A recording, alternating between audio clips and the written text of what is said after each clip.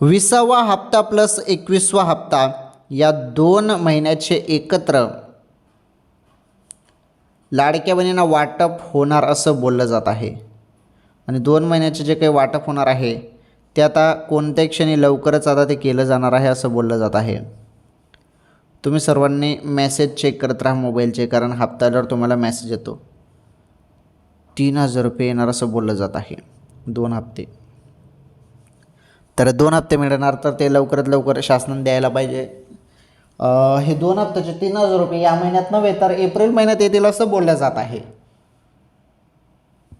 शासनाने थोडा लवकर हप्ता द्यायला पाहिजे, कारण भरपूर दिवसापासून हप्ता आलेला नाही बहिणींना. काही बहिणींना तरी KYCमुळे हप्ताच दिला नाही, चुकीची KYC केली त्यामुळे. त्या बहिणींना पण आता एक माझं म्हणणं आहे की लवकरात लवकर तुम्ही ती KYC दुरुस्ती करून घ्या. तुमचे राहिलेले हप्ते पण तुम्हाला मिळणार आहेत. आणि 3000 रुपये तुम्हाला एप्रिल महिन्यात दिले जातील असं बोललं जात आहे. आणि जर हे 3000 रुपये द्यायचं ठरलं नाही तर 20वा हप्त्याचं 1500 रुपये कोणत्या क्षणी होऊन जातील मग आता. ओके.